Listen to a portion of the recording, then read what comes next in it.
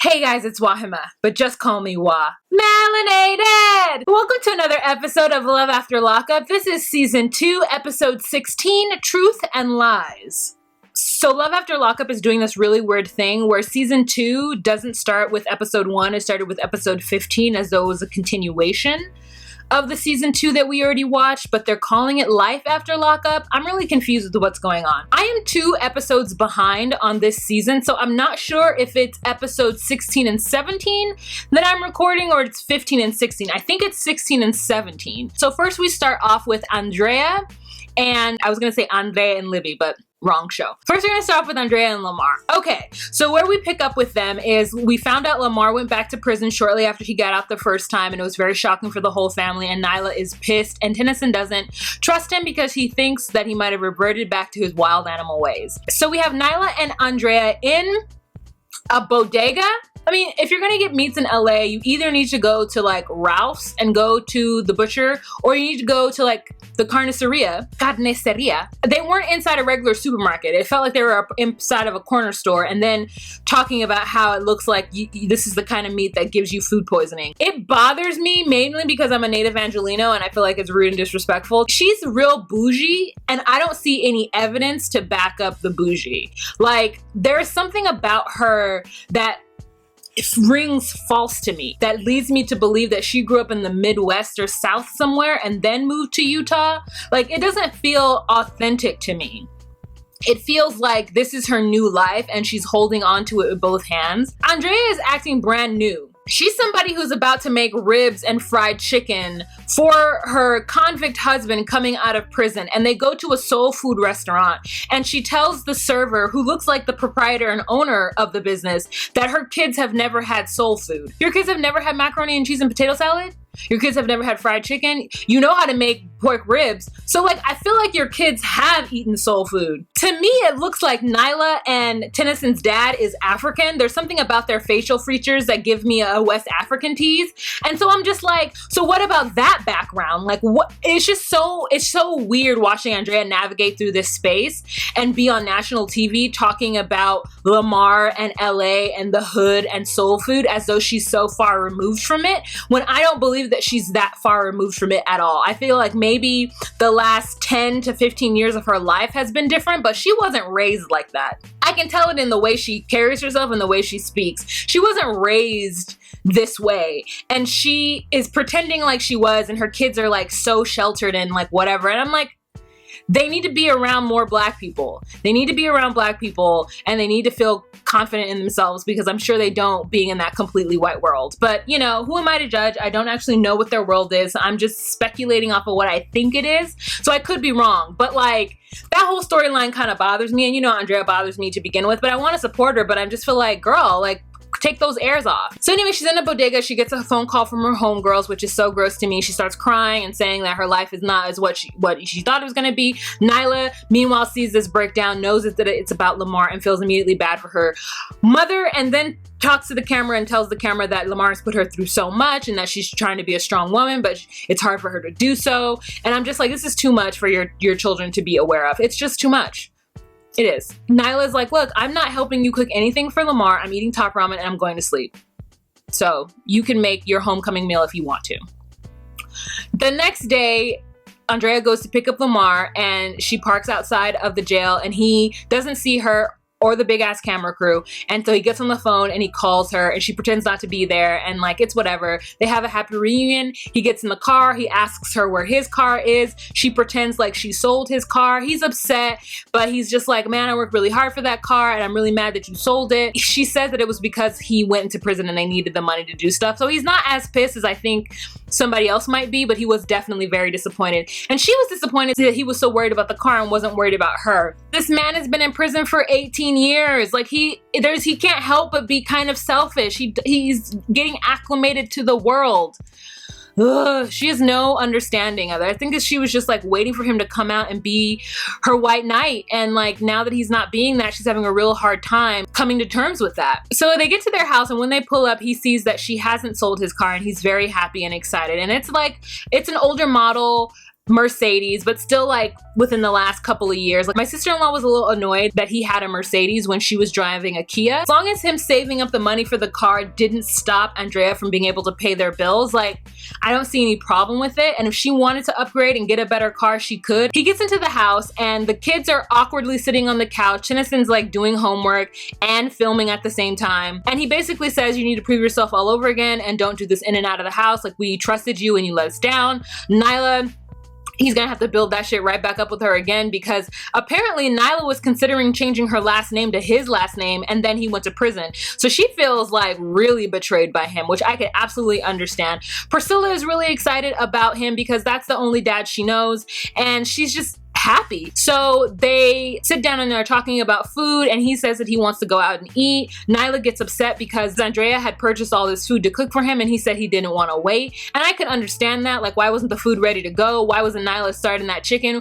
while she was picking Lamar up from prison? You know what I'm saying? So he said that he wanted to eat now and he wanted to get some soul food. This is the only scenario in which a convict is telling their story to a server or somebody who was put there to add drama to the episode and that person just accepts that information with grace and beauty and it's just like, oh well, welcome back, welcome out, you know, we've got a lot of different options for you. And Andrea's like, my kids have never had soul food. And I'm like, I just find that so hard to believe. And I find it so weird that you're detaching them from like Black culture that way and then saying that shit out loud. Like, listen, I don't eat collard greens. I don't eat a lot of soul food. It's not my favorite cuisine in the world, but I would never go somewhere and announce that I don't eat soul food. To me, soul food is centered around collard greens. I don't know why. Collard greens and anything that has pork in it is the only thing I don't eat. I don't get collard greens. I don't understand their purpose. Some people are like, ooh, these collard greens are so good. I'm like, no, what you like is all the pork meat that's in those collard greens or all the turkey necks that's in those collard greens. You don't actually like collard greens because collard greens don't taste that great. You have to boil the bitter out of them. You're not as bougie as you're pretending to be. Take those airs off, sis. That's what I have to say about Andrea. So the next couple that we're going to talk about is Tracy and Clint. Okay, so Tracy is real eager to get to know Alice. She doesn't know anybody and she wants to make amends with Alice even though she knows that she let the family down twice already. So they do a sneak attack on Alice. Alice is at the house, not prepared, even though the camera crew is surely there. Clint walks in so scared and worried. And I'm just like, is it a precarious balance between Clint and his mother? Because before it seemed like she was running after him, trying to help him, you know, after he's banging his head on the wall and acting a fool. And in this scenario, it's the opposite. All of a sudden, he's really nervous. He doesn't know how his mother's gonna behave. He tells Tracy to wait outside while he goes in the house and tries to get her to accept Tracy in. And Alice sees Tracy out the window, and I'm pretty sure Tracy sees Alice looking at her out the window. And she's like, no, she can't come in. No, I'm good. You're pushing my boundaries. I can't believe you have her here. No, I don't want her here. And so he's like, okay, and he goes outside. And then he tells Tracy that his mom's not feeling well. And Tracy's upset because she obviously knows that the woman is fine. And she just feels really awful that she can't mend this. And that she finds it unacceptable that Alice just won't see her. And I kind of feel the same way because it's not like Tracy did anything directly to Alice. She didn't steal anything from Alice. She did it to Clint. So I feel like Alice should at least say hi to her and be like, you know what, I'm not ready to fully have a conversation with you yet, but hello, and I'm glad you're doing well. Like something, but Alice is being real petty. And that's her prerogative to be. I'm not saying she's wrong. I just think that she could have handled that a little bit better. So the next scene with them is her last day of being on parole. Clint is trying to keep her on the straight and narrow. Tracy is freaking out because she really wants to get to know Alice and she's tired of people judging her. So Clint drops her off so that she could go shopping. P.S. she's buying some bed sheets, which is like, thank God. He goes to work to be with his dad and they're chopping up beef. Clint asks his dad to help him with getting mom on board to see Tracy. And Clint's father said some things that I don't really remember, and it turns out he's gonna help. So on his way home, Clint gets the good news that Alice has agreed to meet Tracy. Clint gets home, Tracy is not there, girl. Cut to Tracy sitting at a bar, like drinking tequila. I don't know if she actually drank the drink because Matt Sharp Entertainment was really good about not actually showing her drinking, because that's what she says. Her last day of parole, she shouldn't be drinking, but she's sitting at a bar. The bartender pours her like a Coke and tequila, and we just see the Coke and tequila sitting there. We don't see her actually ever take a sip. So she's there talking that bartender's ear off, girl, telling her all the business, which is a bartender's second gig, therapist. Drank slanger / therapist. I've been there. All the bartenders out there, you know, we've been there. We've been having those deep conversations with those customers. And that's what was happening with Tracy. And I really hope that she didn't drink. I hope that she just sat there and nursed that drink and spoke to the bartender and got all her feelings out. Girl, she didn't get home until 12, and Clint was beside himself. He was just really worried about her, that she was out somewhere doing crack, and I would be worried too. But she got home. And she didn't look inebriated. You know, she always kind of looks high, but it could just be like, she might be on some like antidepressants or something. Girl, who knows? But anyways, I don't like to put that on her because she's a recovering addict and I want to be supportive. And she said it in there. She's like, I'm tired of people judging me and I just want to like feel good. And she was talking about how drugs make her feel good. And I'm just like, you know what? I get it. And I'm sorry for making fun of you. Okay, so the next couple that we're going to talk about is Lizzie and Scott. So we've got Lizzie and Scott. We've got Scott going on a blind date. Remember, he was with his homegirl Charlene and they were looking for clothes for his blind date. Girl, he wore none of those clothes on that blind date. He showed up in his rickety ass bucket, like open back situation, El Camino looking car. And he has flowers in his hands. He gets into the restaurant. He sits down and he's looking through the menu and his date comes in. And his date is not at all his type. Like, at all. The moment she came in and she didn't have a fucked up wig or crazy ass braids, I knew that this wasn't his type. She was too intelligent for him. She sits down and he's like real nervous. He pulls out her seat and I can already tell that she's like, what the fuck did I get myself into? I'm like, sis, this is not the white man for you, okay? So she sits down and he immediately starts talking about Lizzie, girl. I don't know if it was the setup or the fact that the camera crew, or he felt like he needed to explain the show. I do not know. But he immediately starts talking about Lizzie. At some point she interrupts him and she's like, are those for me? And he's like, oh yeah, here you go. I'm sorry, I haven't done this in so long. And she's like, yeah, you should have started with the flowers. Now, I don't remember what he started with to begin with, but it made her pause. That's what I do remember. I don't have the episode to rewind it back to, but I was just like, what? He ends up telling her about Lizzie, about her being a heroin addict, about him spending $142K on her. And this woman's jaw is on the ground. She immediately, by the time the appetizers get there, she understands that he's not the one for her, but she gonna eat this meal and she gonna enjoy it. And then pick his dumbass brain and figure out where he's coming from. And so she does that. And then at the end, she gives him a bit of advice. And then she tells the camera that he does need therapy and that he will find somebody, not her, but he will find somebody. And good luck to him. So the next segment with them is we go to Lizzie. Now Lizzie has got a date and she's getting ready for that date. She's got Jasmine on Skype. She's showing her all the different outfits that she's gonna wear. Jasmine helps her and wishes her good luck on her date. Lizzie is sitting at the bar and she's got a drink, which at first I thought was alcohol. And I was like, please Lizzie, like we are here supporting you and your sobriety. But she ends up saying in the conversation with the gay man who came on a date with her that she isn't drinking and the reason why. And she starts giving him too much information, telling him that she's been in jail the last 10 years. And this is all after she's drowned herself in like Love Spell by Victoria's Secret. It is like crazy and copious amounts of body spray on a grown-ass woman. And it obviously did not work out.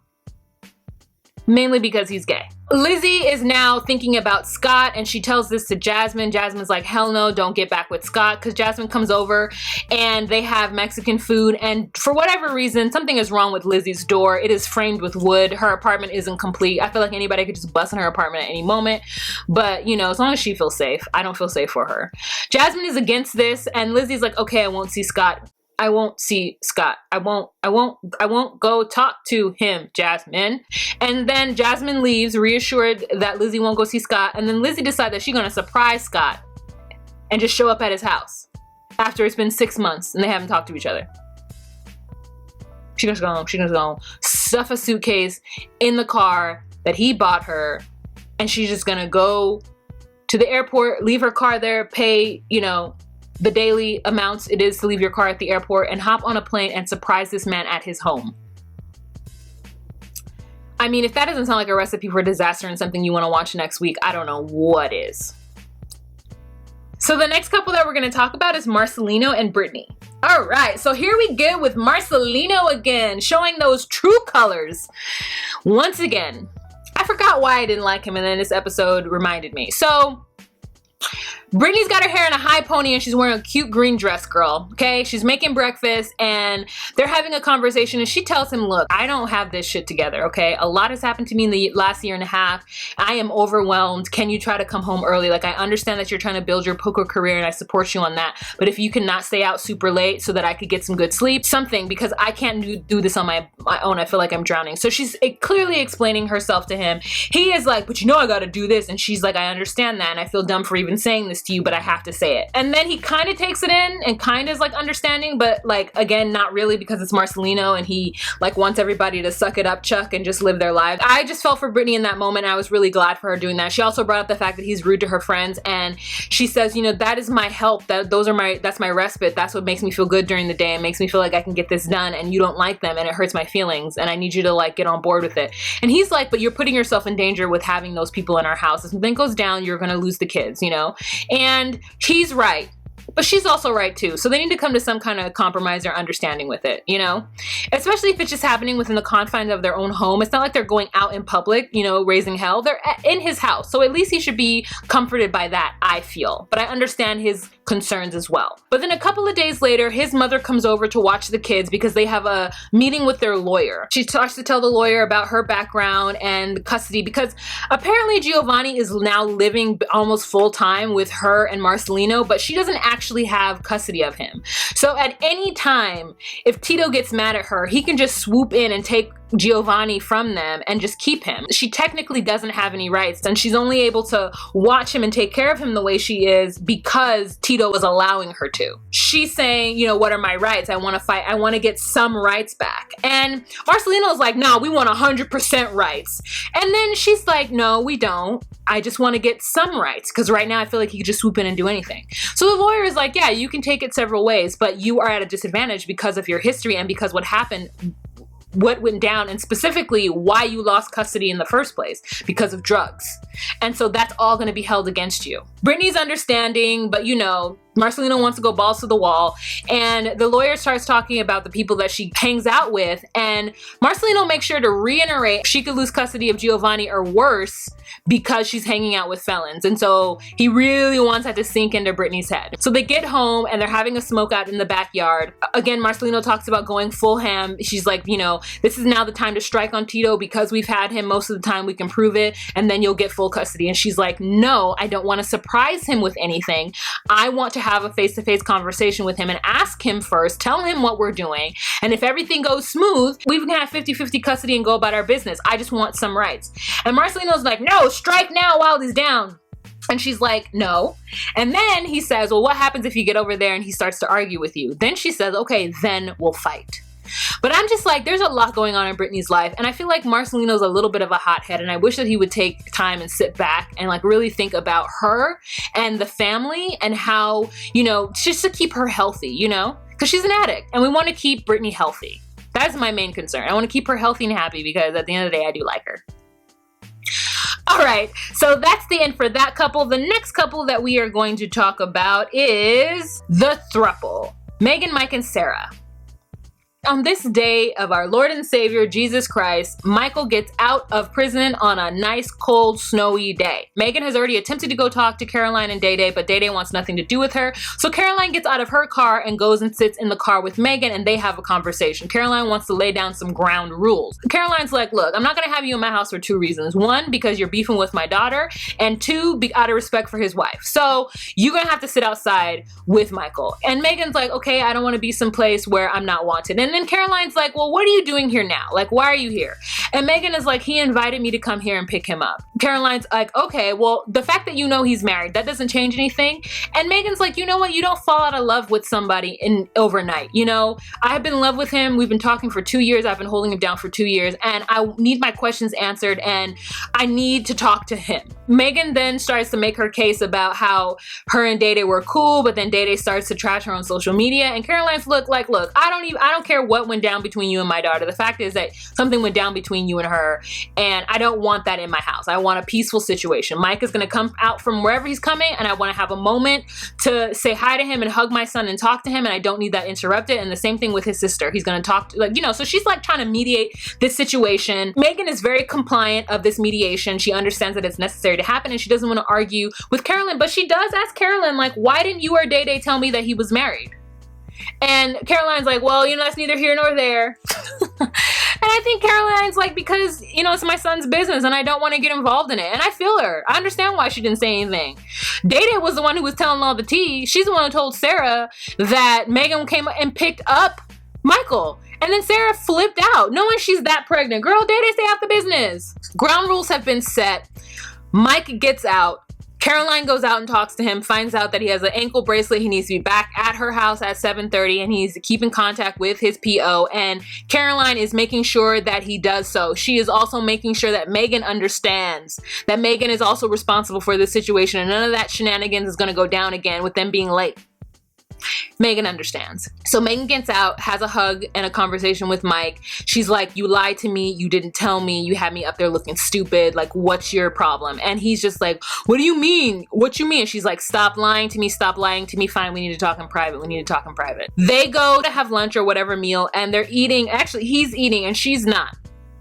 Megan has questions, and so she's asking him all these questions, but she's not angry at him. She's like being calm with him. She is trying to get a straight answer out of him. He doesn't give her a straight answer, just kind of like feelings and inflections of what might be. Like, in her mind, she's his girlfriend, and he's going to break up with his wife. At the end of the conversation, he said yes, he's going to get a divorce from Sarah. Then he goes and has a conversation with Sarah and blames Sarah for the divorce. Day Day texts Sarah and tells Sarah, while Sarah is in the kids store buying clothes with her homies, that Megan came to pick Michael up. Sarah is immediately pissed. She picks up the phone, calls Michael. Michael's at the house, and he doesn't know that she already knows. And she wails on him and is just like yelling and angry and gets pissed and hangs up. He's pissed. He goes outside. He like is smoking a cigarette. He's mad. And I'm just like, why are you mad, sir? And he's like, well, Sarah, if that's what you want to do, if you want to get a divorce, then let's get a divorce then. We don't have to be like this. We can be cordial. We can still raise our kids. And I'm just like, this woman spent 6 years of her life dedicated to you, had 2 of your kids, and you're just telling her, like, we don't even have to argue. Yes, there needs to be an argument. She's made a fool of herself in front of her family and on national television. Dealing with your punk ass for 6 years, you owe her more than just the Megan's not my girlfriend. What do you mean? Yeah, I was with Megan. I'm being honest. I told you and I told her. She knows I'm talking to you. You know I'm talking to her. I'm being honest now. Pat me on the back and give me a prize.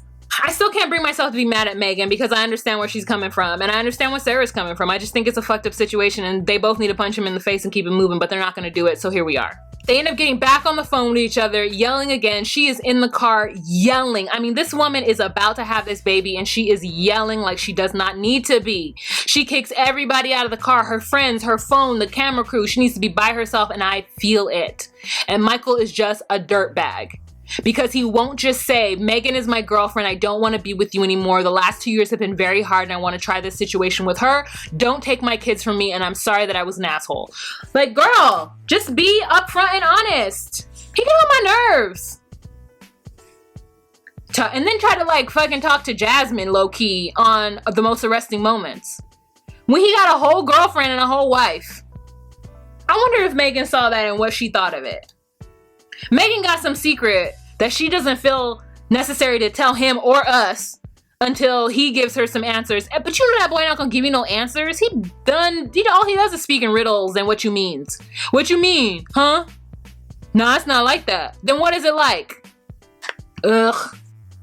All right, you guys, let's have a kiki and a conversation in the comment section below. What did I miss? I'm going to take better notes next time. But this episode was so good and juicy, girl. These last 2 episodes were so good and juicy that like taking notes was the last thing in my mind. I just wanted to watch and absorb the episode because that's how good it was.